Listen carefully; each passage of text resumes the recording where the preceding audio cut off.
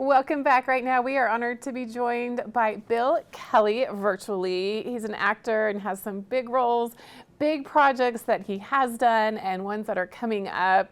Bill, thanks for being here with us today, joining us from Florida. How are you? Thank you. I'm great. It's kind of hot in the southeast, but I've been here so long that I'm kind of used to the heat. I can handle that a lot better than the cold. And speaking of the heat, you have a movie that was filmed last summer that's coming out. It's a big film that many people, myself included, are very much looking forward to. I know I'm a huge fan of the book, and it's a big role for you. So tell me more about it.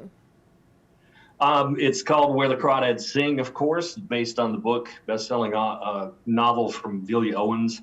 It has sold about 12 million copies worldwide in a ton of different languages. I think it's actually going to get a big, huge boost here with the movie coming up. A lot of people are getting ready to read it and try to get prepared for the movie. But it's based on the story of Kaya, who was abandoned as a child, had raised herself in the marshland of North Carolina, and she's done quite well. The town of Barkley Cove has pretty much known her as simply the Marsh Girl, which has further isolated her from being involved in the community. But it stars Daisy Edgar Jones as Kaya, Harris Dickinson as Chase Andrews, Taylor John Smith as Tate, and then it's directed by Olivia Newman. Almost said Olivia Newton. Olivia Newman, screenplay by Lucy Alabar, and just an incredible film. I read the book years ago, and I've been very excited, as I mentioned, for this film to come out. You play a very important, pivotal role, in fact, in this film. Tell me more about the role you play, and what was that like? I play Sheriff Jackson, and I'm basically the town sheriff who's got years on the job, has great intuition about things, follows the leads that is based on that he finds in different cases, and has been very good at what he does. He is the one that pretty much goes after Kaya after one of the, and I don't want to reveal too much, but one of the people ends up dead. She becomes the main suspect, and he's kind of leading the investigation. And what were some of the challenges of playing this particular role? I know one thing that we mentioned is it was filmed very hot in the summer in the swamps. I'm sure that was an interesting experience. But also the character itself. Was it someone that you related to, or were there some challenges portraying this particular sheriff? Well, I mean, yeah, challenges from a nature standpoint. We shot at Louisiana, where you encounter a bunch of different wildlife. That's just part of the background of this film, and that includes alligators and snakes and spiders and bugs and more mosquitoes. And these mosquitoes had landing lights. I mean, they were that big. So it was kind of tough from that standpoint, but not difficult playing the character too bad. I've got a lot of law enforcement in the history of my family, and I have a lot of friends that are in law enforcement, so I was able to draw some of that from past experiences dealing with, kids and relatives, and trying to understand where they come from. And when you look back at other roles and other characters that you've portrayed, it seems, at least to me, that you tend to play the part of individuals that have certain authority, from a sheriff in this role to a general, to a detective, to a coach. Why do you think it is these particular roles that you do such a great job in?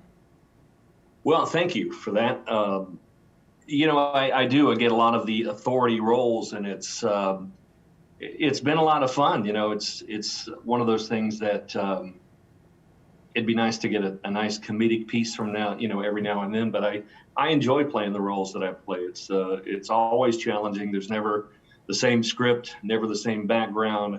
It's always a very entertaining thing to go out and pretend and play dress up for a little while and be somebody different.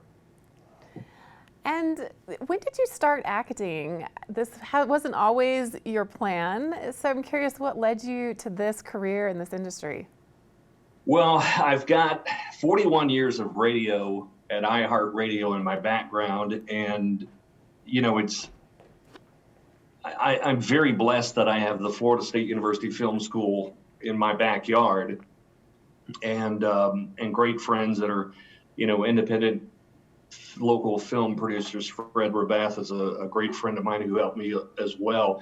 But having the film school there and having friends there that did independent stuff, back in 2004, I think it was, I saw, and this will date it, a fax come in that said open auditions for the film school. And so I'm like, this is something I've always wanted to do. So I went down to Florida State, and you don't have to be a student to volunteer. So I volunteered as an actor.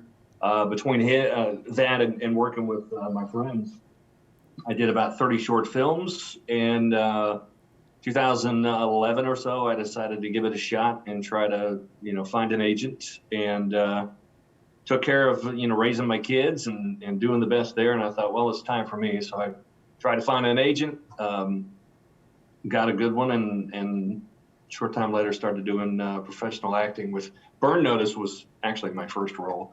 And then Pain and Gain was my first movie.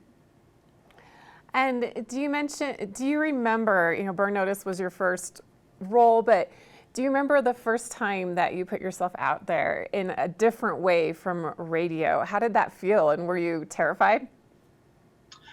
I think anytime you put yourself out there in front of a camera or on stage somewhere, you have stage fright, you're nervous. And yeah, I was scared out of my boots, but I think the radio career has given me a great background, because you pretty much, when you walk into a studio, you hang the old things, you hang your emotions on the back of the door before you walk in there. You could have the world coming down on you, but when you open that microphone, it's got to be, things are great, and you're telling great stories, and you're trying to entertain people who may have the world falling down around them.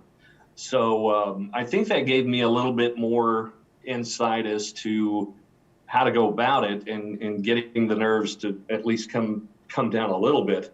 And then working with the Florida State Film School, that gave me such a great ease of being on a film set, because I was around all these students during their stuff. And once I got on a film set, it was, I already knew what to do and what not to do.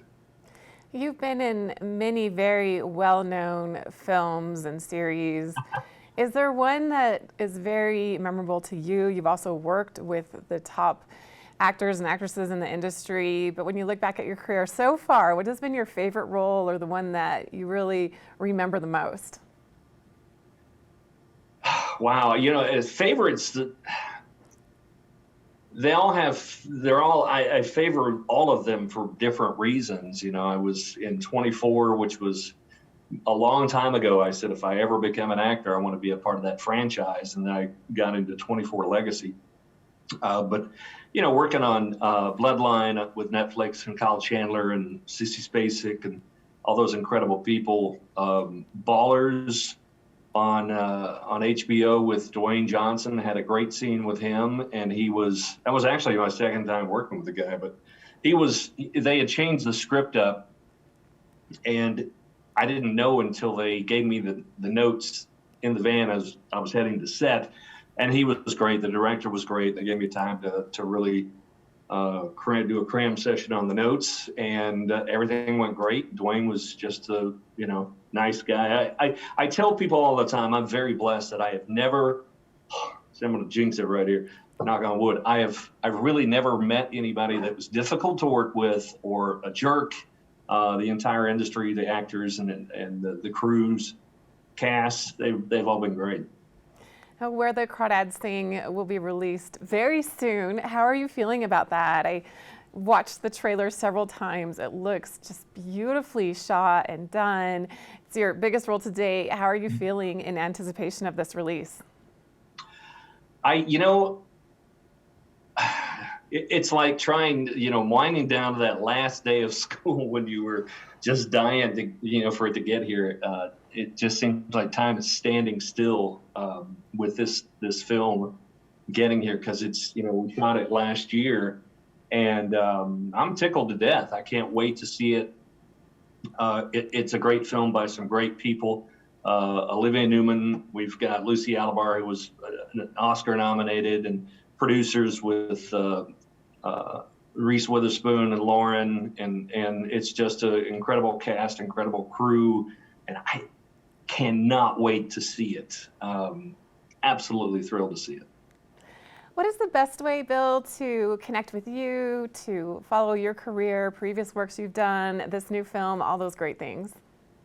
You can find me on IMDb. Just look for Bill Kelly. I think there's like 9 of us out there, but you should be able to find me pretty easy just by some of the titles, Where the Crawdads Sing and stuff. On my website, billkelly.net. I'm on social media, of course, with Instagram and Twitter and Facebook and TikTok and everything else. So yeah, just look me up. Well, Bill, it's been always great to connect with people. Yeah, it's been an absolute pleasure to connect with you and to interview you today. Congratulations on this big role. You've had such an impressive career.